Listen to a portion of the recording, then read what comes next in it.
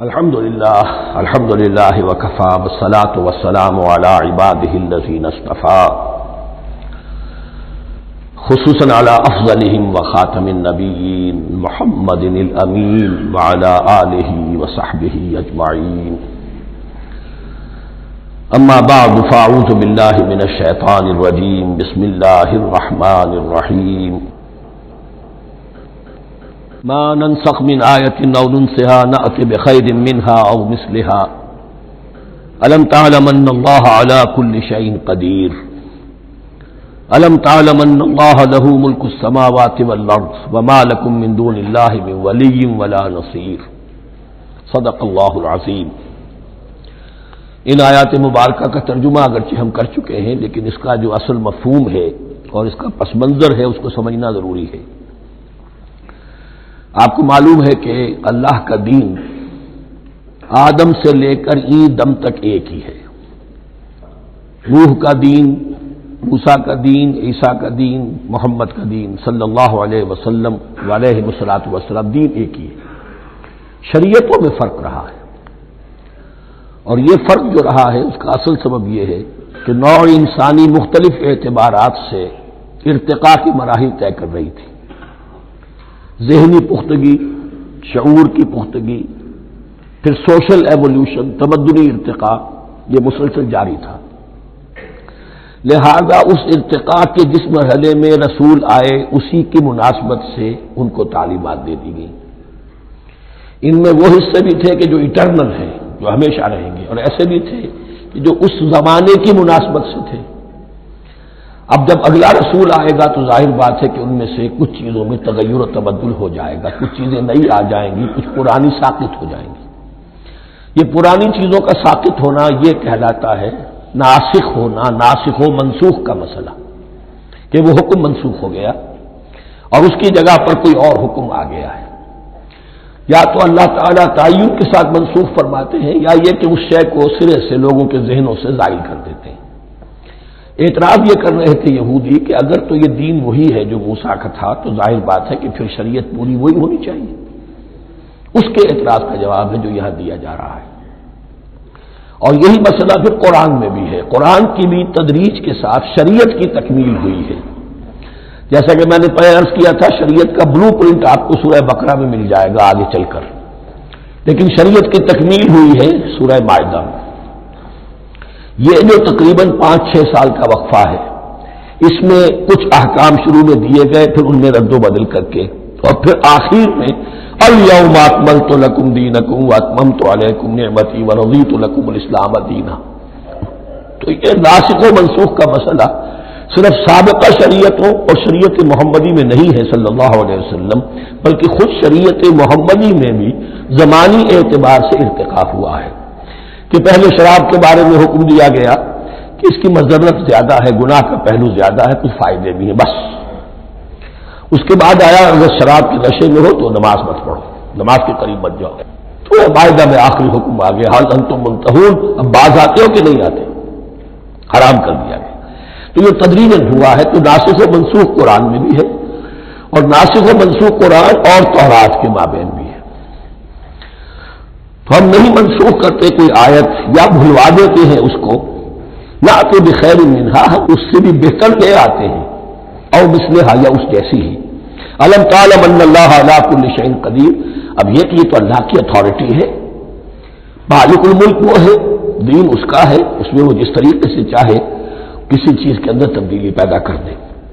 الم تعلم ان اللہ لہ ملک السماوات والارض ما لکم من دون اللہ من ولی ولا نصیر ام تريدون ان تسألوا رسولكم كما سئل موسى من قبل، کیا تم یہ چاہتے ہو کہ سوال کرو یا مطالبہ کرو اپنے رسول سے بھی اسی طرح کے جس طرح کی باتیں کی گئی تھی موسیٰ سے پہلے؟ مثلا ہم دیکھ چکے ہیں کہ ان سے کہا گیا کہ ہم نہیں مانیں گے جب تک کہ اللہ کو دیکھ نہ لے عیاناً، یا اسی طرح کے اور مطالبے جو حضرت موسیٰ علیہ السلام سے کیے جاتے تھے۔ یہاں مسلمانوں کو سکھایا جا رہا ہے کہ اس روش سے باز آؤ، ایسی بات تمہارے اندر پیدا نہیں ہونی چاہیے۔ وَمَن يَتَبَدَّلِ الْكُفْرَ بِالْإِيمَانِ فَقَدْ ضَلَّ سَوَاءَ السَّبِيلِ، ظاہر بات ہے ایسی حرکتیں بھی اب مسلمانوں میں سے بھی جو منافقین ان میں شامل تھے وہی کر رہے ہوں گے اس لیے فرمایا کہ جو کوئی ایمان کو ہاتھ سے دے کر کفر کو لے لے گا، یعنی منافق کیونکہ دو طرفہ ہوتا ہے، اب اس کا بھی امکان ہوتا ہے کہ یکسو ہو جائے کفر کی طرف، اور اس کا بھی امکان ہوتا ہے کہ بالآخر یکسو ہو جائے ایمان کی طرف۔ مذبذبین بین ذالک کی کیفیت میں جو مبتلا ہے، اس کے دو یہ امکانات ہیں۔ تو جو کفر کی طرف جا کر مستقل طور پر راغب ہو گیا اس کا ذکر ہے، ومن یتبدل الکفر بالایمان فقد ضل سواء السبیل، تو وہ تو سیدھی راہ سے بھٹک گیا۔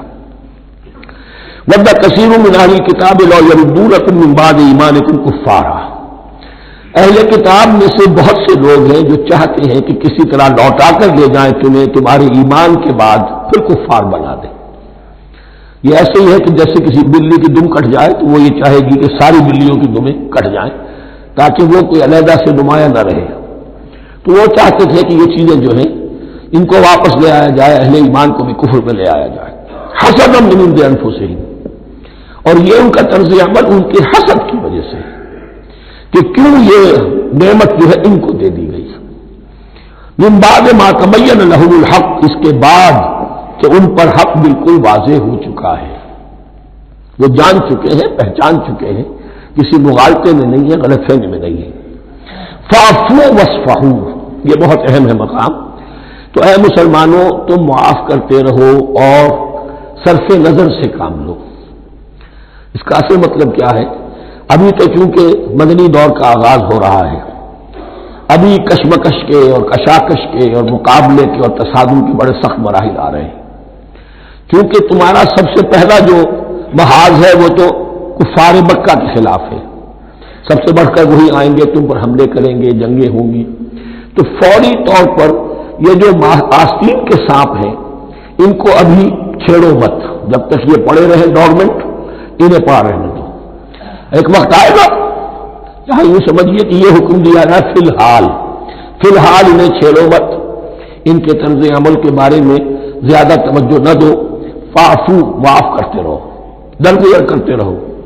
اور وصفحو کہتے ہیں، صفا کہتے ہیں ایک طرف کا، یہ صفا ہے، یہ ورق ہے، صرف نظر کر لینا، دیکھا اندیکھا کر لینا، نظر انداز کر دینا، حتی یاتی اللہ بامرہ، یہاں تک کہ اللہ اپنا فیصلہ لے آئے۔ ایک وقت آئے گا کہ پھر مسلمانوں کو غلبہ آخری حاصل ہو جائے گا، اور جب جو یہ باہر کے دشمن ہیں ان سے تم نمٹ لو گے، پھر یہ کہ ان اندرونی دشمنوں کے خلاف بھی تمہیں اب آزادی دی جائے گی کہ ان کو بھی ان کے کیفر کردار تک پہنچا دو۔ ان اللہ علی کل شیء قدیر، یقیناً اللہ ہر چیز پر قادر ہے۔ واقیموا الصلاۃ وآتوا الزکاۃ، نماز قائم رکھو، زکوٰۃ دیتے رہو۔ وما تقدموا لانفسکم من خیر تجدوہ عند اللہ، اور جو کچھ بھی تم خیر میں سے، بھلائی میں سے اپنے لیے آگے بھیجو گے، کوئی مال خرچ کر رہے ہو تو خرچ کہاں ہو گیا؟ وہ تو اللہ کے ہاں ڈپازٹ ہو گیا، جمع ہو گیا۔ وما تقدموا لانفسکم من خیر تجدوہ عند اللہ، اسے اللہ کے پاس پاؤ گے۔ ان اللہ بما تعملون بصیر، یقیناً جو کچھ تم کر رہے ہو اللہ اسے دیکھ رہا ہے۔ وقالوا لن يدخل الجنة الا من كان هودا او نصارى، اب دیکھیں جب یہ نئی امت اب تشکیل پا رہی ہے تو یہودی اور نصرانی جو ایک دوسرے کے دشمن تھے مسلمانوں کے مقابلے میں جمع ہو گئے، انہوں نے کہنا یہ شروع کیا وقالوا لن يدخل الجنة، ہرگز نہیں داخل ہوگا جنت میں الا من كان هودا او نصارى، سوائے اس کے جو یا تو یہودی ہو یا نصرانی ہو۔ جیسے ہمارے یہاں بھی ہوتا ہے، اہل حدیث کے مقابلے میں دیوبندی بریلوی جمع ہو جائیں گے، چاہے وہ آپس میں ایک دوسرے کے ساتھ جو بھی ان کا بیر ہے وہ اپنی جگہ ہے۔ اسی طریقے سے اہل تشیع کے مقابلے میں شاید اور جو ہے اہل سنت کے لوگ جمع ہو جائیں، تو ایک کامن ایونی جب آ جاتا ہے تو پھر یہ ہے کہ وہ لوگ جن کے اپنے اندر بڑی کنٹرڈکشنز ہیں وہ پھر ایک متحدہ محاذ بناتے ہیں۔ وقالوا لن يدخل الجنة الا من كان هودا او نصارى تلك امانيهم، یہ لفظ دوبارہ آ گیا، یہ ان کی خواہشات ہیں، من گھڑت خیالات ہیں، ان کی وشفل تھنکنگ ہے۔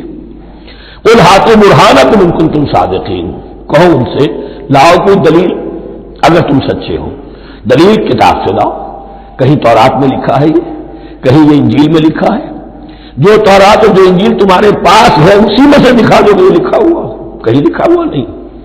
اب یہاں پر وہ یونیورسل ٹروتھ آ رہا ہے، بلا من اسلم وجهه للہ وهو محسن، کیوں نہیں؟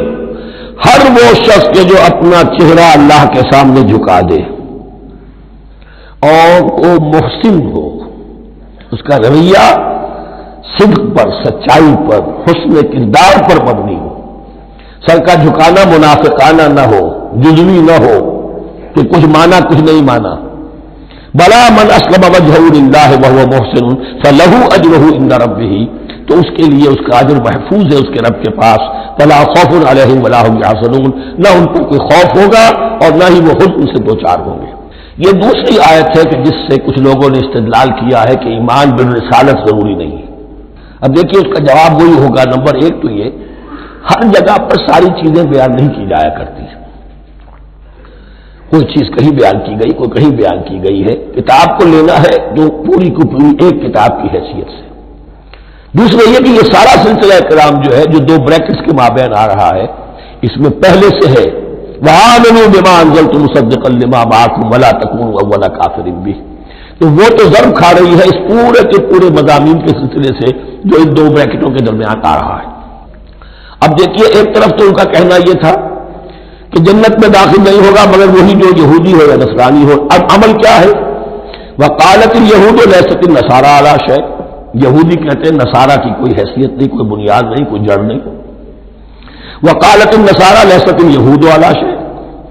اور نصارہ کہتے ہیں کہ یہود کی کوئی بنیاد نہیں، بے بنیاد لوگ ہیں، کوئی حقیقت ان کی حقانیت ہے ہی نہیں. وهم يتلون الكتاب. اور مزہ یہ ہے کہ دونوں ایک کتاب پڑھ رہے ہیں. اولڈ ٹیسٹمنٹ تو مشترک ہے یہودیوں میں اور عیسائیوں میں، یہ بہت اہم نقطہ ہے. اور جدید عیسائیت میں جو ایک بہت بڑی طاقت ابھر رہی ہے امریکہ میں، وہ ہے کہ جو عیسائیت کو جیوڈائز کر رہی ہے. کیونکہ رومن کیتھولک مذہب جو تھا اس نے تو چونکہ گویا کہ سارا رشتہ توڑ دیا تھا بائبل سے، سارا اختیار پوپ کے ہاتھ میں آ گیا تھا. لیکن پروٹیسٹنٹس نے پھر بائبل کو قبول کیا. اب اس کی منطقی انتہا یہ کہ اولڈ ٹیسٹمنٹ کے اوپر بھی اب ان کی توجہ ہو رہی ہے کہ آخر یہ بھی تو ہم مانتے ہیں کہ ہماری کتاب ہے اور اس میں جو کچھ لکھا ہے اس کو نظر انداز کیسے کر سکتے ہیں. تو حال ہی میں ہم نے جو ایک سیمینار کیا تھا امریکہ میں، جس میں ایک یہودی عالم بھی آئے تھے، ایک عیسائی بھی آئے تھے، اور مسلمانوں کی طرف سے بھی ہمارے ایک ساتھی بلال کوشل نے بات کی تھی. تو وہاں ایک یہودی عالم نے کہا کہ اس وقت اسرائیل کو سب سے بڑی سپورٹ جو مل رہی ہے وہ ان عیسائیوں سے مل رہی ہے امریکہ میں سے، کہ جو اس وقت ایونجلسٹ کہلاتے ہیں وہاں پر، اور جو ایک بڑا فرقہ بن کر ابھر رہے ہیں. بہرحال یہ ان کا طرز عمل ہے. وَهُمْ يَتْلُونَ الْكِتَابَ. اور وہ دونوں کے دونوں کتاب کے پڑھنے والے ہیں. كَذَلِكَ قَالَ الَّذِينَ لَا يَعْلَمُونَ مِثْلَ قَوْلِهِمْ. اسی طرح کہا تھا ان لوگوں نے کہ جو کچھ بھی نہیں جانتے انہی کی سی بات کہی تھی، یعنی یہ اشارہ ہے مشرکین مکہ کی طرف. فاللہ یحکم بینہم یوم القیامۃ فیما کانوا فیہ یختلفون. تو اللہ تعالیٰ فیصلہ کر دے گا ان کے مابین قیامت کے دن ان تمام باتوں کا جن میں کہ یہ اختلاف کر رہے تھے. ومن اظلم ممن منع مساجد اللہ ان یذکر فیہا اسمہ وسعی فی خرابہا. اب دیکھیے یہاں جو بقیہ یہ آیات آ رہی ہیں، تو اگرچہ خطاب تو ہے وہ بریکٹس کے مابین، خطاب میں بنی اسرائیل، لیکن اب یہاں کچھ ریفرنسز اہل مکہ کی طرف شروع ہو گئے ہیں، اور اس کے بعد سے حضرت ابراہیم کا تذکرہ آئے گا، پھر تحویل قبلہ کا ذکر آئے گا. تحویل قبلہ میں ظاہر بات ہے کہ وہ قبلہ جو ہے وہ مشرکین مکہ کے قبضے میں تھا اس وقت. اس حوالے سے ریلیونٹ کچھ مضامین جو ہیں اس کی تمہید باندھی جا رہی ہے. یہ ساری تمہید ہے جو آگے آنے والا مضمون ہے تحویل قبلہ، جو علامت تھی اس بات کی کہ اب وہ سابقہ امت مسلمہ معزول کر دی گئی اور نئی امت محمد صلی اللہ علیہ وسلم اس مقام پر نصب کر دی گئی، انسٹال کر دی گئی. اس کے حوالے سے جو مسئلے اٹھیں گے، اسی لیے قال الذین لا یعلمون مثل قولہم، میں نے عرض کیا کہ یہ مشرکین مکہ کی طرف اشارہ ہے. ومن اظلم ممن منع مساجد اللہ یذکر فیہا اسمہ. اس سے بڑھ کر ظالم کون ہوگا جو اللہ تعالیٰ کی مسجدوں سے لوگوں کو روکے کہ وہ اس میں اس کا نام لے سکے.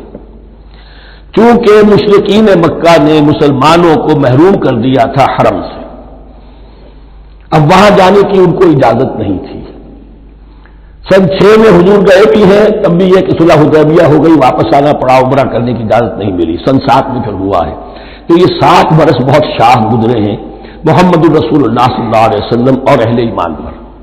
اب یہاں ذکر ہو رہا ہے ان کا، قریش کا۔ وَمَنْ أَظْلَمُ مِمَّنْ مَنَعَ مَسَاجِدَ اللَّهِ أَن يُذْكَرَ فِيهَا اسْمُهُ وَسَعَىٰ فِي خَرَابِهَا، اور وہ اس کی تخریب میں لگے ہوئے ہیں۔ یہ خراب تخریب سے اسی سے بنا ہے۔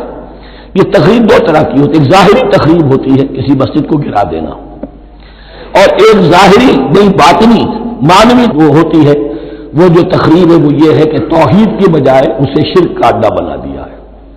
وہ تو دنیا کے بت قدوں میں پہلا وہ گھر خدا کا، ہم اس کے پاسباں ہیں، وہ پاسباں ہمارا، 360 بت رکھ دیے گئے اس گھر میں لا کر، جو ابراہیم نے تعبیر کیا تھا توحید خالص کے لیے۔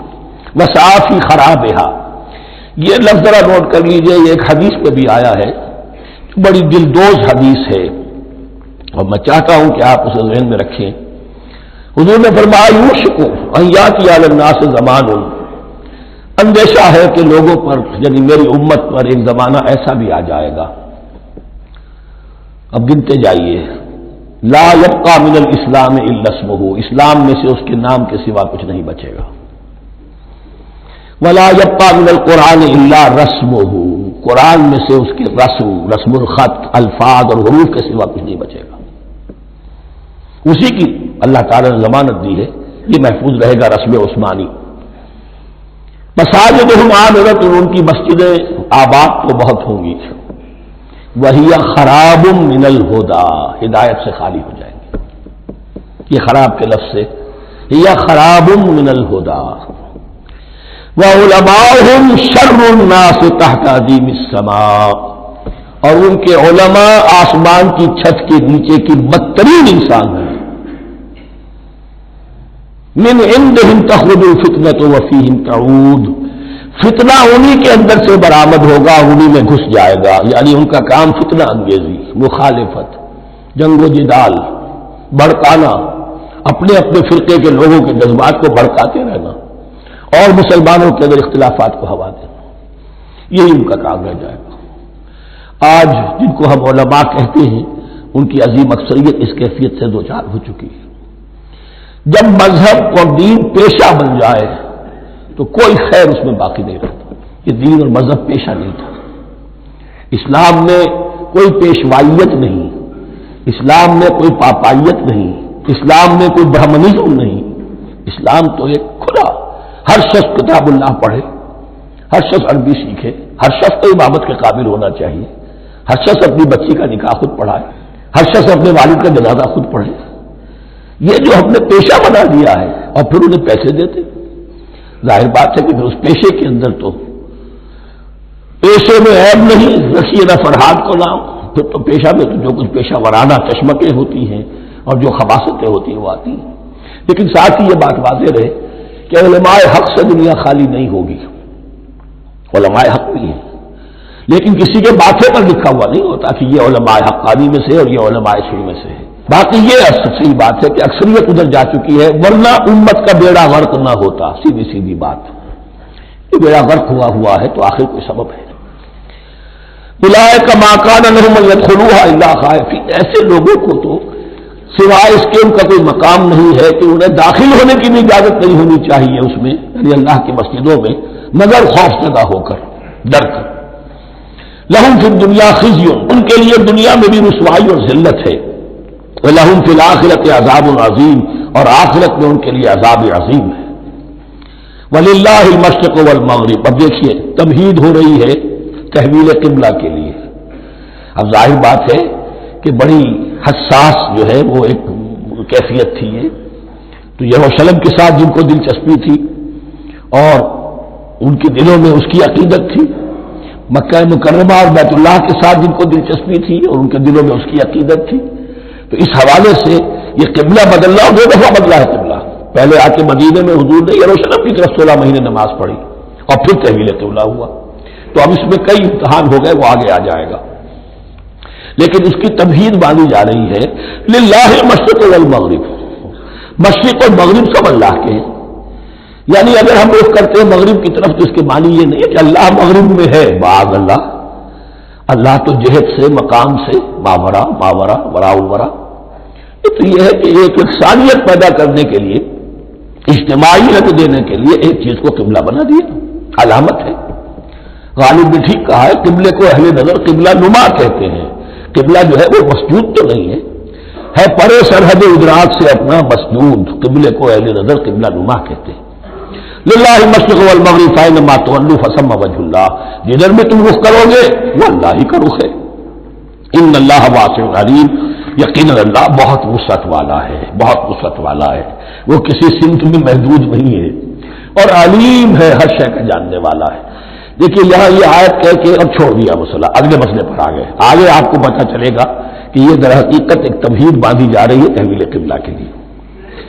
وقالوا اتخذ اللہ ولدا سبحانہ، اور ان میں وہ بھی ہیں، اب ظاہر بات ہے یہاں پھر اشارہ ہو رہا ہے اہل مکہ کی طرف، جنہوں نے یہ کہا ہے کہ اللہ نے اولاد اپنے لیے اختیار کی، یعنی وہ کہتے تھے کہ یہ جو فرشتے ہیں یہ اللہ کی بیٹیاں ہیں، نصارہ کہتے تھے کہ حضرت مسیح اللہ کے بیٹے ہیں، اور یہودیوں کا بھی ایک گروہ ایسا تھا جو حضرت عزیر کو اللہ کا بیٹا کہتا تھا۔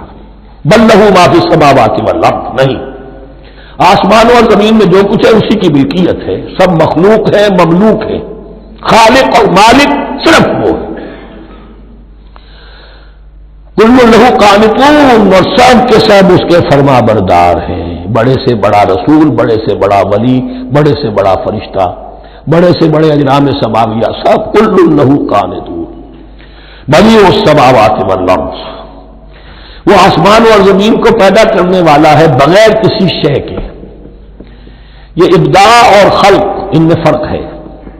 ابداع، بلکہ شاہ ولی اللہ دہلوی نے حجت اللہ البالغہ کا جو پہلا چیپٹر ہے اس کو یہی 3 عنوان دیے ہیں۔ اللہ تعالیٰ کے افعال بنیادی طور پر 3 ہیں، ابداع، خلق، تدبیر۔ ابداع ہے جسے انگریزی میں کہتے ہیں کریشن ایکس نہیلو، آدم نے محض سے کچھ بنا دیا، کچھ نہیں تھا اور بنا دیا، کن فیکون، یہ ابداع ہے۔ خلق ہے اب ایک چیز سے دوسری چیز بنانا، گارے سے انسان بنایا، یہ تخلیق ہے، آگ سے جن بنا، یہ تخلیق ہے، نور سے فرشتے بنا، یہ تخلیق ہے۔ تو ابداع بدیع وہ ہے کہ جس میں نئی چیز، اسی لیے بدعت ہمارے ہاں کہلاتی ہے وہ شے جو دین میں نہیں تھی اور خام خواہ لا کے شامل کر دی گئی، جس کی کوئی جڑ بنیاد دین میں نہیں ہے، وہ بدعت ہے۔ اس سے یہ لفظ بدیع السماوات والارض، وَإِذَا قَضَىٰ أَمْرًا فَإِنَّمَا يَقُولُ لَهُ كُن فَيَكُونُ، اس کی شان تو یہ ہے کہ جب وہ کسی معاملے کا فیصلہ کر لیتا ہے تو بس کہتا ہے کہ ہو جا، اور وہ ہو جاتی ہے۔ وَقَالَ الَّذِينَ لَا يَعْلَمُونَ لَوْلَا يُكَلِّمُنَا اللَّهُ وَتَأْتِينَا آیَةٌ، اور کہا ان لوگوں نے جو علم نہیں رکھتے، یہاں پھر وہی مشرکین مکہ کی طرف روئے سخن ہے، کیوں نہیں بات کرتا ہم سے اللہ، اور کیوں نہیں کوئی لے آتا ہمارے پاس کوئی نشانی۔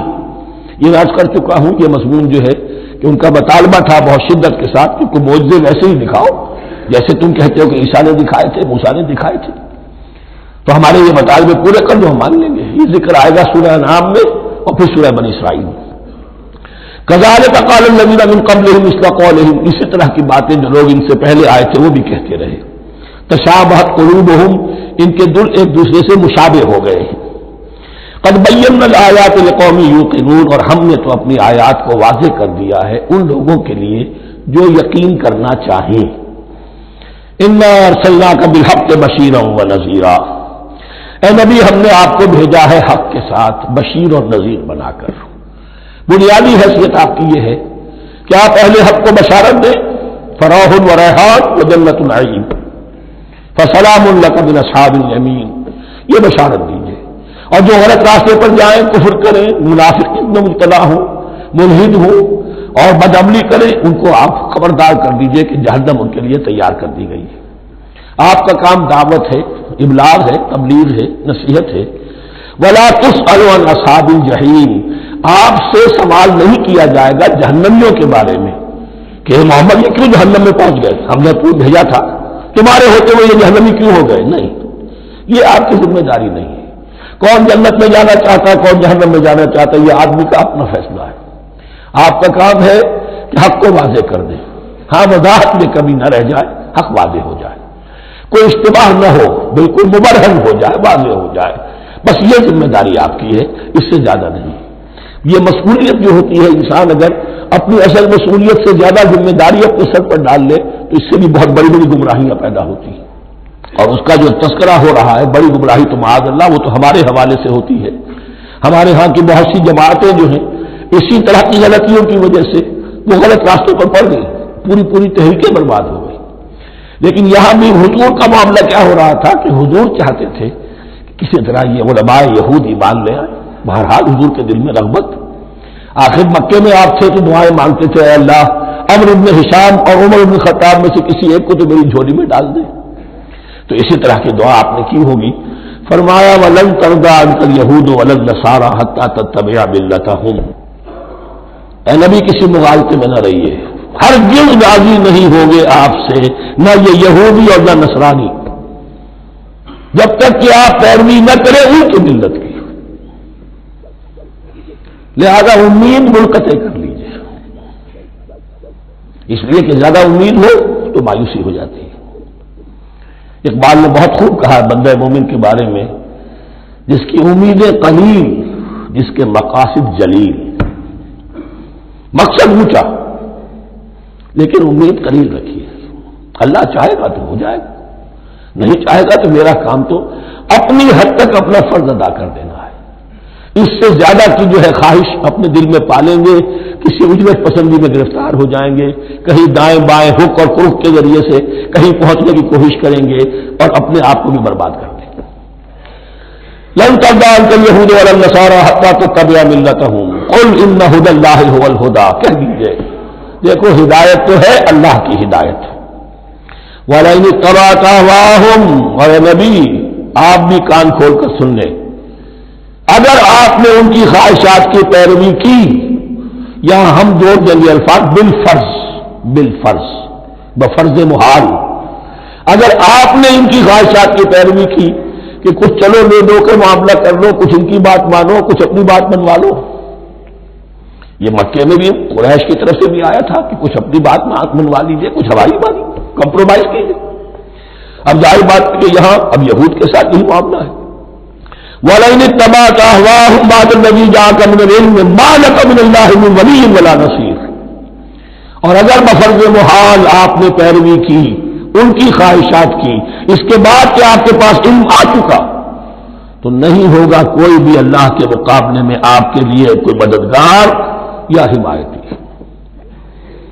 معاذ اللہ معاذ اللہ, حق کی تلوار بڑی ننگی ہے. اور یہاں اللہ کا عدل یہ فرد سے فرد تک بدلتا نہیں ہے, نہ امت سے امت کی طرف بدلے گا. قوم کسی اور قوم سے ایک معاملہ, کسی دوسری قوم سے کوئی اور معاملہ نہیں. اللہ کے اصول ہیں, اللہ کے قوانین ہیں, اس کی فطرت ہے, فطرت اللہ التی فطر الناس علیہا. پھر یہ کہ اس کی سنت ہے, لن تجد لسنت اللہ تحویلا ولن تجد لسنت اللہ تبدیلا. الذین آتیناہم الکتاب یتلونہ حق تلاوتہ, وہ لوگ کہ جنہیں ہم کتاب دیتے ہیں وہ اس کی تلاوت کرتے ہیں جیسا کہ اس کی تلاوت کا حق ہے. اس پر میں نے اپنے کتاب میں بحث کی ہے, تلاوت کا اصل حق کیا ہے. مسلمانوں پر قرآن مجید کے حقوق نامی کتاب سے اب یہاں پہ تفصیل سے بیان کرنے کا وقت نہیں ہے, لیکن ایک بات جان لیجیے کہ تلاوت کا لفظ جو قرآن کے لیے قرآن نے اختیار کیا یہ بڑا ذو معنیین ہے. تلا یتلو ہم اسے بھی کہتے ہیں پڑھنا, اور تلا یتلو کسی کے پیچھے پیچھے چلنے کو کہتے ہیں. والشمس وضحاها والقمر اذا تلاها, سورج کے بعد پیچھے آتا ہے چاند. تو یتلو کے معنی کیا ہے؟ when you are reading the book you are following the text. بعض لوگوں کو جگہوں پر انگلی ان کی چلتی ہے ساتھ ساتھ, وہ بیچارے جو زیادہ ماہر نہیں ہیں تو تاکہ نگاہ ادھر سے ادھر نہ ہو جائے, ایک سطح سے دوسری سطح پر نہ پہنچ جائے, انگلی بھی ساتھ ساتھ پھیرتے ہیں. تو فالوئنگ دی ٹیکسٹ. لیکن اس تلاوت کا اصل حق کیا ہوگا؟ جب آپ اس کتاب کو فالو کریں, اسے اپنا امام بنائیں, اس کے پیچھے چلیں, اس کا اتباع کریں, اس کی پیروی کریں, جس کی کہ دعا ہم کرتے ہیں وَاجْعَلْهُ لَنَا إِمَامًا وَنُورًا وَهُدًى وَرَحْمَةً. تو اللہ تو بنائے گا ہمارا امام اس کو اسی وقت جب کہ ہم فیصلہ کر لیں کہ ہم اس کتاب کے پیچھے چلیں گے. الذین آتیناہم الکتاب یتلونہ حق تلاوتہ اولئک یؤمنون بہ, جو اللہ کی کتاب کی تلاوت کا حق ادا کرے اور اس کی پیروی بھی کرے. وہی ہے جو اس پر ایمان رکھتے ہیں. جو نہ تلاوت کا حق ادا کریں نہ پیروی کریں، وہ دعویٰ کریں کہ ہمارا ایمان ہے تورات پر اور کتاب پر، تو یہ دعویٰ جو ہے جھوٹا دعویٰ ہے. میں وہ حدیث آپ کو سنا چکا ہوں، ما آمن بالقرآن من استحل محارمہ، جس شخص نے قرآن کی کسی حرام کردہ شے کو اپنے لیے حلال کر لیا، اس کا قرآن پر کوئی ایمان نہیں. ومن یکفر بہ فاولئک ھم الخاسرون، اور جو اس کا کفر کرے گا تو وہی لوگ ہیں خسارے میں رہنے والے. اب وہ بریکٹ بند ہو رہی ہے. وہ آیت کے جو 6 رکوع کے شروع میں آئی تھی دوبارہ آ گئی یوں کہ توں، یا بنی اسرائیل اذکروا نعمتی التی انعمت علیکم وانی فضلتکم علی العالمین. یہ ترتیب ذہن میں رکھیے. اور دوسری آیت بھی یوں کہ توں، صرف یہ ہے کہ ترتیب تھوڑی سی بدلی ہے. بریکٹ یوں بناتے ہو تو اس کی چونچ ادھر ہوتی ہے تو اس کی چونچ ادھر ہوتی ہے. تو اسی طریقے سے ذہن میں رکھیے کہ دوسری آیت کی ترتیب تھوڑی سی بدل دی درمیانی، اور وہ بھی درمیان میں چونچ والا معاملہ جو ہوتا ہے. واتقوا یوما لا تجزی نفس عن نفس شیئا، یہ تو جو کتو وہی ہے، ڈرو اس دن سے جس دن کوئی جان کسی دوسری جان کے کام نہ آ سکے گی. ولا يقبل منها عدل، وہاں کیا تھا ولا يقبل منها شفاعۃ، یہاں کیا آیا ولا يقبل منها عدل، نہ اس سے کوئی فدیہ قبول کیا جائے گا. ولا تنفعها شفاعۃ، یہ شفاعت بعد میں لے آئے، عدل پہلے لے آئے. وہاں شفاعت پہلے ہے، عدل بعد میں، بس یہ تبدیلی ہے. ولا هم ينصرون، اور یہ پھر جو کا تو وہی جو پہلی آیت میں تھا، جو 6 رکوع کی دوسری آیت ختم ہوئی، نہیں انہیں کوئی مدد مل سکے گی. یہ جو حصہ تھا جو تقریباً 10 رکوعوں پر مشتمل تھا، سورہ بقرہ کے 18 رکوع کہ جن میں روح سخن ہے سابقہ امت مسلمہ کی طرف. 4 رکوع بڑے عموم کے حامل تھے، لیکن بین السطور وہاں بھی اشارے موجود تھے. روح سخن جو تھا وہ بنی اسرائیل کی طرف. 10 رکوعوں میں صراحت کے ساتھ ساری گفتگو انہی سے ہے، الا یہ کہ ایک جگہ مسلمانوں سے خطاب کر لیا، کچھ آخر میں اہل مکہ کا تذکرہ بھی ہو گیا. اب اس کے بعد ذکر شروع ہو رہا ہے حضرت ابراہیم علیہ السلام کا. وہ بات سمجھ لیجیے کہ کیا وجہ ہے اس کی.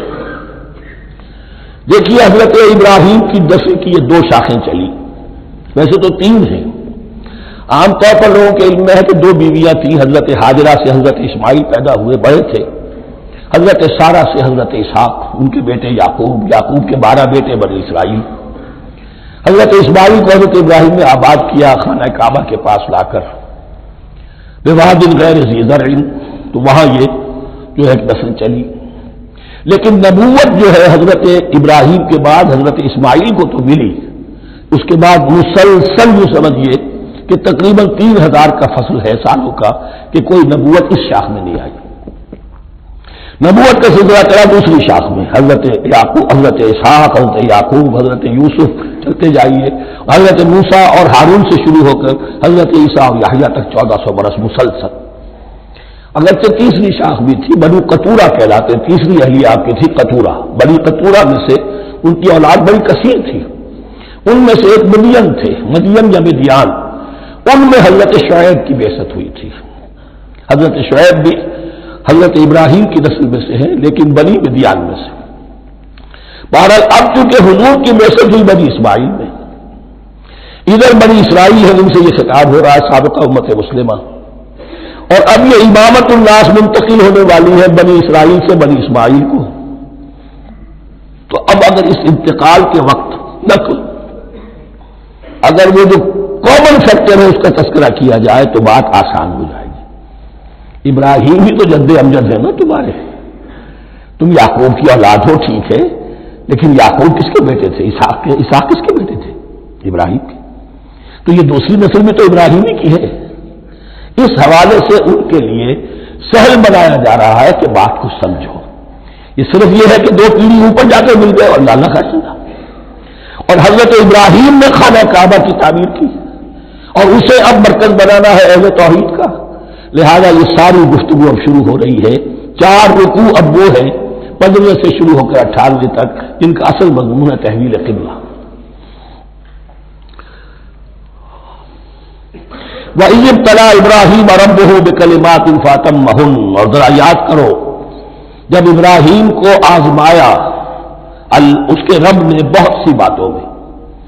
میرا ایک کتاب چاہے حضرت ابراہیم کی شخصیت پر، حج اور عید الاضحیٰ اور ان کی اصل روح، اور اس میں ایک تحریر ہے، ایک تقریر ہے. جو تحریر ہے وہ مجھے بہت پسند ہے کہ کیسے کیسے امتحان آئے ہیں حضرت ابراہیم علیہ السلام پر. فَأَتَمَّهُنَّ، اب یہ ایک جملے میں ایک پوری داستان ہے. اس نے ان سب کو پورا کیا، سب میں پاس ہو گیا، ہر امتحان سے کامیابی کے ساتھ وتھ فلائنگ کلرز ہر امتحان سے نکلے. قال انی جاعلک للناس اماما، تب ہم نے کہا اے ابراہیم اب میں تمہیں نوع انسانی کا امام بنانے والا ہوں. قال ومن ذریتی، انہوں نے کہا اور میری نسل کے بارے میں بھی یہ وعدہ ہے کہ نہیں؟ قال لا ینال عہد الظالمین، فرمایا میرا یہ عہد ظالموں سے متعلق نہیں ہوگا. مطلب کیا ہوا کہ تمہاری نسل میں سے جو صاحب ایمان ہوں گے، نیک ہوں گے، سیدھے راستے پر چلیں گے، ان سے ہمارا وعدہ ہے، لیکن نسلیت کی بنیاد پر نہیں ہے کہ جو بھی تمہاری نسل میں سے لازماً وہ اس وعدے کا مصداق بن جائے. وَإِذْ جَعَلْنَا الْبَيْتَ مَثَابَةً لِلنَّاسِ وَأَمْنًا، اور یاد کرو جب کہ ہم نے گھر کو، اپنے گھر کو، بیت اللہ کو قرار دے دیا لوگوں کے لیے زیارت کی جگہ، لوٹ کے آنے، لوٹ کر آؤ، حج کرو. مثابۃ للناس وامنا، اور اسے امن کا گھر قرار دے دیا. فاتخذوا من مقام ابراہیم مصلی، اور ہم نے حکم دیا کہ مقام ابراہیم کو اپنی جائے نماز بنا لو، نماز پڑھنے کی جگہ بنا لو.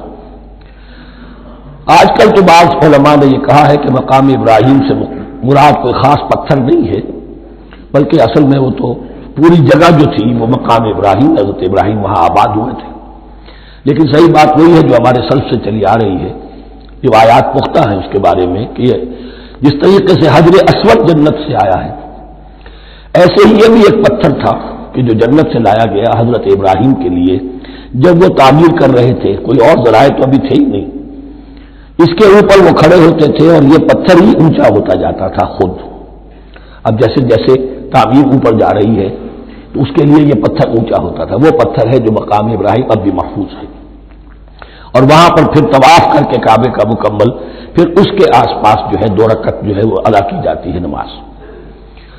وَعَهِدْنَا إِلَىٰ إِبْرَاهِيمَ وَإِسْمَاعِيلَ أَن طَهِّرَا بَيْتِيَ لِلطَّائِفِينَ وَالْعَاكِفِينَ وَالرُّكَّعِ السُّجُودِ، اور ہم نے عہد لے لیا تھا ابراہیم اور اسماعیل سے کہ تم دونوں ہمارے اس گھر کو، بیتیا میرے اس گھر کو پاک رکھو. اب یہ تطہیر بھی دونوں طرح کی ہوگی، ظاہری صفائی بھی ہو، گند نہ ہو، تاکہ زائر آئیں تو ان کے دلوں میں جو کدورت پیدا نہ ہو، کوفت نہ ہو، کھلی فضا ہو، صاف رکھو. اور تطہیر باطنی، وہاں توحید کا چرچا ہو، کوئی اور کفر اور شرک جو ہے وہ نہ آنے پائے. ان طہرا بیتی للطائفین والعاکفین، طواف کرنے والوں کے لیے، اعتکاف کرنے والوں کے لیے، والرکع السجود، اور رکوع اور سجود کرنے والوں کے لیے. وَإِذْ قَالَ إِبْرَاهِيمُ رَبِّ اجْعَلْ هَٰذَا بَلَدًا آمِنًا وَارْزُقْ أَهْلَهُ مِنَ الثَّمَرَاتِ مَنْ آمَنَ مِنْهُمْ بِاللَّهِ وَالْيَوْمِ الْآخِرِ. اور یاد کرو جب کہ ابراہیم نے کہا تھا اے میرے پروردگار اس گھر کو امن کی جگہ بنا دے، اور اس کے رہنے والوں، اس کے ہاں آباد ہونے والوں کو یعنی بنی اسماعیل کے لیے ان کو رزق عطا فرما، میووں کا اور پھلوں کا. من آمن منہم باللہ والیوم الآخر. اب یہاں حضرت ابراہیم خود رک گئے کہ میں اپنی ساری اولاد کے لیے یہ دعا نہ کروں، اس لیے کہ وہاں روک دیا گیا تھا لا ینال عہد الظالمین. تو جو بھی ان میں سے ایمان اور عمل صالح والے ہوں اور یوم آخر پر ایمان رکھتے ہوں، اجعل هذا البلد آمنا وارزق اهله من الثمرات من آمن منهم بالله واليوم الآخر. اب یہاں دیکھیے اللہ تعالیٰ نے گویا کہ ہم کہیں گے ازرہ شفقت مسکراتے ہوئے گویا کہ فرمایا کہ ابراہیم قال ومن کفر، تمہاری اولاد میں سے جو کفر کرے گا فأمتعه قلیلا، اس کو بھی میں دنیا کا ساز و سامان تو دوں گا. امامت میں شامل نہیں کر سکتا، لیکن یہ کہ دنیاوی طور پر مال و متاع جو ہے وہ ان کو بھی میں دوں گا. ومن کفر فأمتعه قلیلا ثم اضطره الى عذاب النار، ہاں پھر اسے کشاں لے آؤں گا جہنم کے عذاب کی طرف. وبئس المصیر، اور وہ بہت ہی بری جگہ ہے لوٹنے کی. وَإِذْ يَرْفَعُ إِبْرَاهِيمُ الْقَوَاعِدَ مِنَ الْبَيْتِ وَإِسْمَاعِيلُ، اور یاد کرو جب کہ ابراہیم اٹھا رہے تھے ہمارے گھر کی بنیادوں کو، اور اسماعیل باپ بیٹا دونوں لگے ہوئے تھے. یہاں لفظ جو قواعد آیا ہے اس کو نوٹ کیجئے. قواعد قاعدے کی جمع ہے اور یہ بنیادوں کو کہا جاتا ہے. اور اس میں اشارہ ہے حضرت ابراہیم اصل معمار اور بانی نہیں ہے کعبے کے. کعبہ بنایا ہے حضرت آدم نے. ان اول بیت وضع للناس للذی ببکہ، پہلا گھر. اب کیسے ممکن تھا حضرت آدم علیہ السلام کے زمانے سے لے کر اور حضرت ابراہیم تک کم و بیش جو ہے 4000 برس ہے. عام اندازہ جو ہے تورات کا اگر آپ لگائیں تو کوئی مسجد نہیں بنی ہوگی کیا؟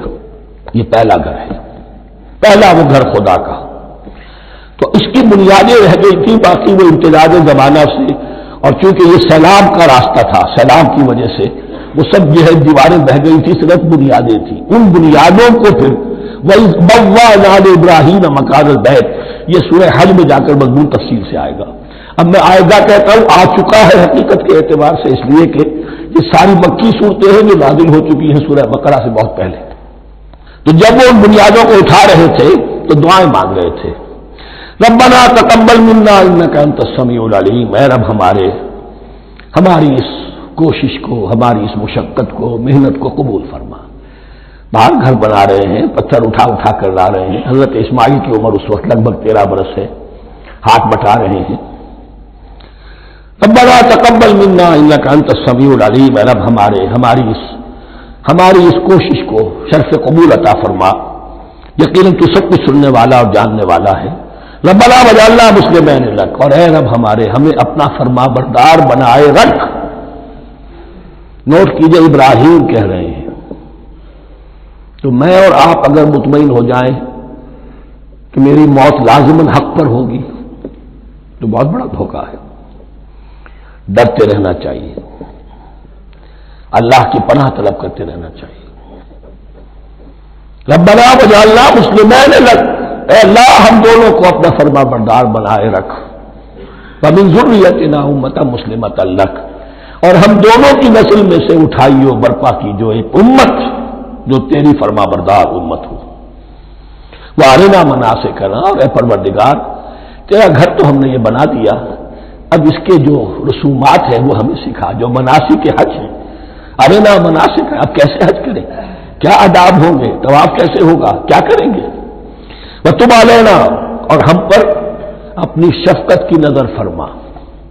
انک انت التواب الرحیم، یقیناً تو ہی ہے بہت ہی زیادہ توبہ کا قبول فرمانے والا اور شفقت کے ساتھ رجوع کرنے والا اور رحم فرمانے والا. ربنا وبعث فیہم رسولا منہم، اور اے ہمارے پروردگار ہماری اس نسل میں، اب چونکہ ہماری نسل مراد ہے بنی اسرائیل اسماعیل کی نسل میں سے تو نہیں ہے نا، یہاں دونوں کی نسل سے مراد ہے تو وہ بنی اسماعیل. ہماری اس نسل میں اٹھائی ہو ایک رسول انہی میں سے، باہر کا نہ ہو، کوئی مغایرت کا اجنبیت کا پردہ حائل نہ ہو. وہ کیا کرے، یتلو علیہم آیاتک، تیری آیات ان کو پڑھ کر سنائے. وَيُعَلِّمُهُمُ الْكِتَابَ وَالْحِکْمَةَ، اور صرف سنائے نہیں، تعلیم دے انہیں کتاب اور حکمت کی. صرف سنا دینا تو بہت آسان کام ہے، سکھانا، تعلیم دینا، دلوں میں بٹھانا. اور حکمت، وَيُزَكِّيهِمْ، اور ان کو پاک کرے، ان کا تزکیہ کرے، ان کے دلوں میں تیری محبت اور آخرت کی طلب کے سوا کوئی طلب باقی نہ رہنے دے. انک انت العزیز الحکیم، یقیناً پروردگار تو ہی ہے زبردست اور کمال حکمت والا. وَمَن يَرْغَبُ عَن مِّلَّةِ إِبْرَاهِيمَ إِلَّا مَن سَفِهَ نَفْسَهُ، اور ایسا شخص کون سا ہوگا جو ابراہیم کے طریقے سے منہ موڑے. یہ رغبت کا نظر بھی زبان میں دونوں طرف جاتا ہے. رغبہ الا، کسی شے کی طرف رغبت ہونا، محبت ہونا، میلان ہونا، اور رغبہ عن، کسی شے سے متنفر ہونا، کسی شے سے ابا کرنا، اس کو چھوڑ دینا. وَمَن يَرْغَبُ عَن مِّلَّةِ إِبْرَاهِيمَ إِلَّا مَن سَفِهَ نَفْسَهُ، سوائے اس کے جس نے اپنے آپ کو حماقت ہی میں مبتلا کرنے کا فیصلہ کر لیا ہو. اور کون ہوگا جو ابراہیم کے طریقے سے منہ موڑے. وَلَقَدِ اصْطَفَيْنَاهُ فِي الدُّنْيَا، اور ہم نے تو اسے دنیا میں بھی پسند کر لیا تھا، چن لیا تھا. وَإِنَّهُ فِي الْآخِرَةِ لَمِنَ الصَّالِحِينَ، اور یقیناً آخرت میں بھی وہ ہمارے صالح بندوں میں سے ہوں گے. اذ قال له ربه اسلم قال اسلمت لرب العالمین، جب کہا اس سے اس کے پروردگار نے کہ مانو میرا حکم، اس نے کہا پروردگار قبول ہے تیرا ہو، یہاں تک کہ ذبح کرو بیٹے کو، حاضر۔ یہ آخری امتحان تھا، آخری 100 برس کی عمر میں، 87 برس کی عمر میں دعائیں مانگ مانگ کر بیٹا لیا تھا اسماعیل۔ حضرت سارہ کے ہاں کوئی اولاد نہیں ہوئی تھی، اب وہ 13 برس کا تھا، بازو بن گیا تھا، اور اس وقت ذبح کرنے کا حکم آیا۔ جب بھی کہا ہم نے مانو ہمارا حکم، قال اسلمت لرب العالمین، اللہ تعالی ہمیں بھی توفیق دے کہ اس کی پیروی کریں۔ ووصى بها ابراہیم وبنیہ ویعقوب، اور اسی کی وصیت کی تھی ابراہیم نے بھی اپنے بیٹوں کو اور یعقوب نے بھی۔ یا بنی، وہ کیا کی نصیحت ہے میرے بیٹو، ان اللہ اصطفیٰ لکم الدین، دیکھو اللہ نے تمہارے لیے دین کو پسند فرما لیا ہے۔ کون سا دین؟ فلا تموتن الا وانتم مسلمون، اور دیکھنا موت نہ آنے پائے مگر فرما برداری کی حالت میں۔ یہی بات آئے گی سورہ آل عمران میں مسلمانوں سے خطاب کر کے، یا ایھا الذین آمنوا اتقوا اللہ حق تقاتہ ولا تموتن الا وانتم مسلمون، اور ان الدین عند اللہ الاسلام ومن یبتغ غیر الاسلام دینا فلن یقبل منہ۔ ام کنتم شہداء اذ حضر یعقوب الموت، کیا تم اس وقت موجود تھے جب یعقوب کی موت کا وقت آیا؟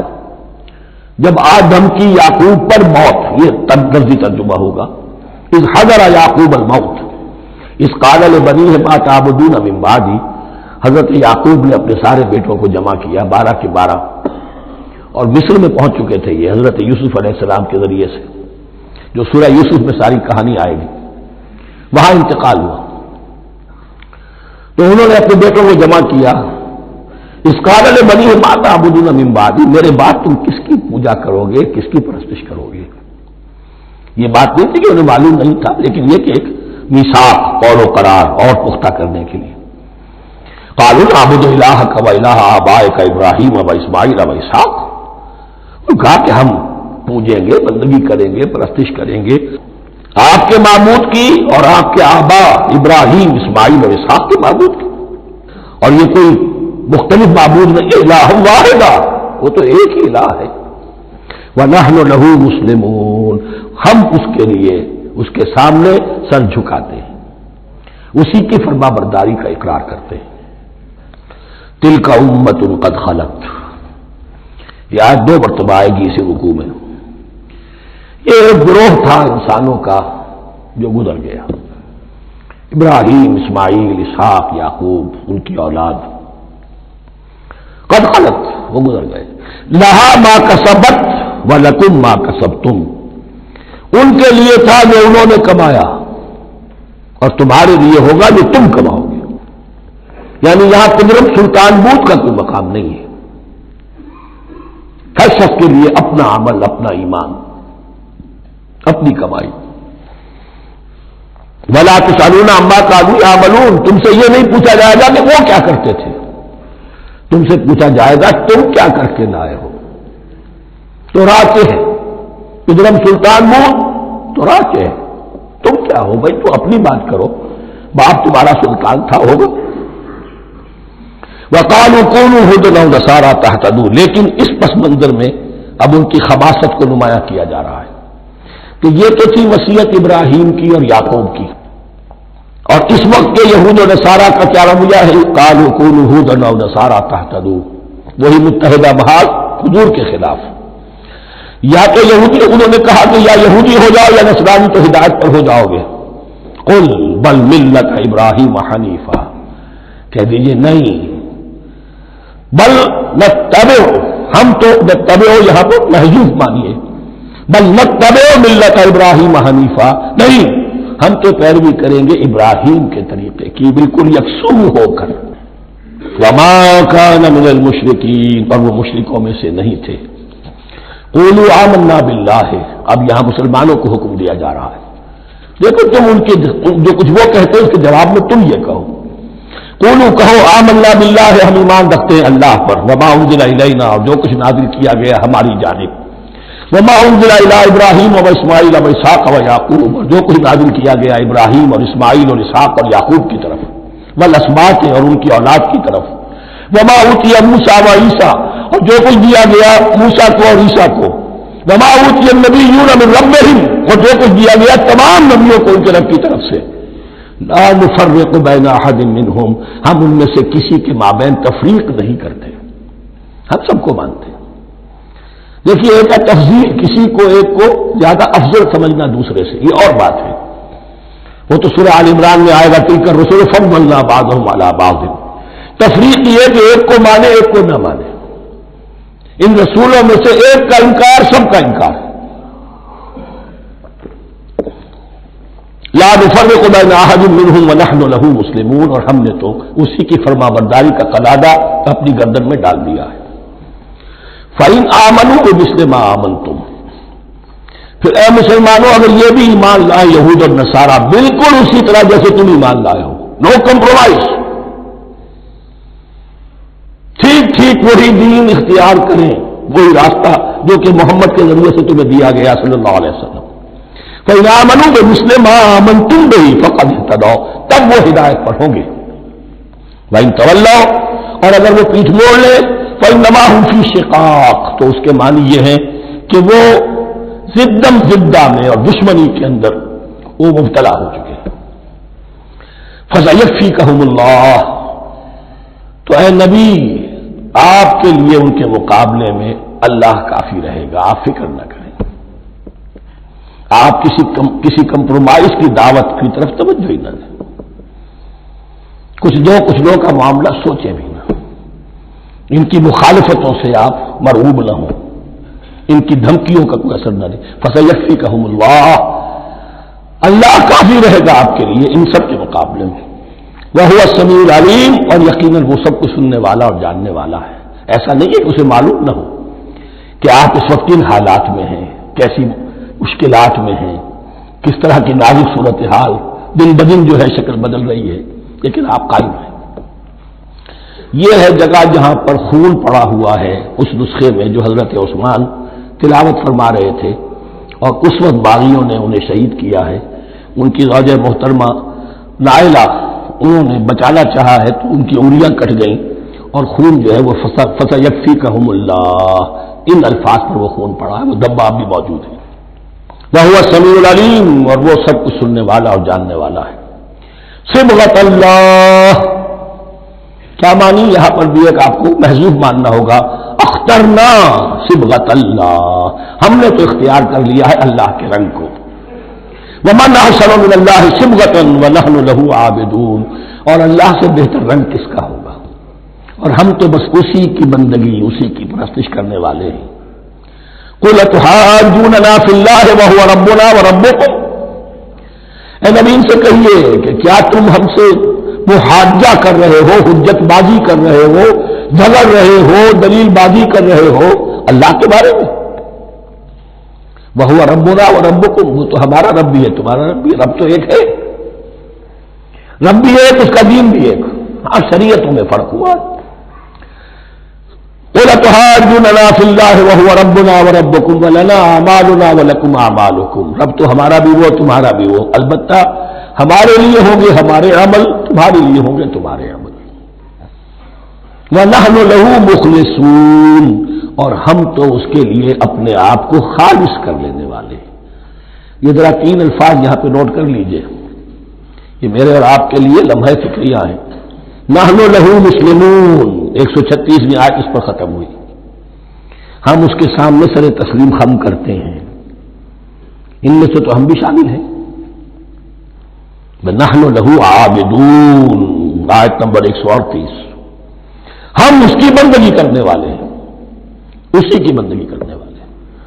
تو صرف اسلام نہیں، عبادت اور ٹوٹل عبادت، ٹوٹل بندگی، پوری زندگی میں اس کے ہر حکم کی پیروی اور اطاعت۔ اس سے آگے بات آئی وَنَحْنُ لَهُ مُخْلِصُونَ، یہ عبادت اخلاص کے ساتھ نہیں ہے تو منافقت ہے۔ اس عبادت سے کوئی دنیا کی منفعت پیش نظر نہ ہو، سوداگری نہیں، یہ عبادت خدا کی ہے۔ دنیا بنانا، دنیا کمانا، دین کو ذریعہ بنانا، اس سے بڑی اور اس سے گری ہوئی کوئی حرکت نہیں۔ اخلاص، حضور نے فرمایا من صلی یرائی فقط اشرکا ومن صام یرائی فقط اشرکا ومن تصدق یرائی فقط اشرکا۔ جس نے نماز پڑھی دکھاوے کے لیے اس نے شرک کیا، جس نے روزہ رکھا دکھاوے کے لیے اس نے شرک کیا، اور جس نے صدقہ خیرات دیا دکھاوے کے لیے اس نے شرک کیا۔ فنحن له مخلصون، نحن له مسلمون، نحن له عابدون، نحن له مخلصون۔ اللهم ربنا اجعلنا منهم، اللهم ربنا اجعلنا منهم۔ ام تقولون ان ابراہیم واسماعیل واسحاق ویعقوب والاسباط كانوا هودا او نصارى، کیا تمہارا کہنا یہ ہے کہ ابراہیم اور اسماعیل اور اسحاق اور یعقوب اور ان کی اولاد یہودی تھے یا نصرانی تھے؟ تم جو کہتے ہو کہ یا یہودی ہو جاؤ یا نصرانی تب ہدایت پاؤ گے، تو ابراہیم یہودی تھے یا نصرانی؟ اور اسحاق اور یعقوب اور یوسف اور موسیٰ اور عیسیٰ یہ کون تھے؟ یہی بات آج مسلمانوں کو سوچنی چاہیے۔ محمد رسول اللہ ان کے اصحاب دیوبندی تھے یا بریلوی تھے یا اہل حدیث تھے یا شیعہ تھے یا سنی تھے؟ ان تقسیموں سے اوپر ہونے کی ضرورت ہے۔ اللہ کے ساتھ اخلاص کا تقاضا یہ ہے، ٹھیک ہے ایک فقہی مسلک کے اعتبار سے ایک شخص کسی مسلک کی پیروی کر رہا ہے، لیکن اپنے آپ کو اس سے آئیڈینٹیفائی کرانا اور اس مسلک کو مقدم رکھنا دین پر، اور اس مسلک ہی کے لیے محنت اور مشقت اور بھاگ دوڑ تبلیغ ہو رہی ہے اسی کی، یہ چیز بالکل اس اصل حقیقت کے خلاف ہے کہ جو اللہ کے دین نے ہمیں سکھائی ہے۔ ہم تقولون ان ابراہیم و اسماعیل و اسحاق و یعقوب والاسباط كانوا هودا او نصارى قل انتم اعلم ام اللہ، کہیے ان سے کہ تم زیادہ جانتے ہو یا اللہ زیادہ جانتا ہے۔ ومن اظلم ممن كتم شهادة عنده من اللہ، کان کھول کر سن لو، اس سے بڑھ کر ظالم کون ہوگا جس نے اللہ کی ایک گواہی جو اس کے پاس تھی اسے چھپا لیا۔ تمہارے پاس گواہیاں ہیں، علماء یہود جانتے تھے یہ اللہ کے رسول ہیں جن کے ہم منتظر تھے، اس گواہی کو چھپائے بیٹھے۔ ومن اظلم ممن كتم شهادة عنده من اللہ وما اللہ بغافل عما تعملون، اور اللہ ہرگز غافل نہیں ہے کہ اس سے جو تم کر رہے ہو۔ تلک امۃ قد خلت، یہ گروہ مقدس جماعت تھی یہ جس کے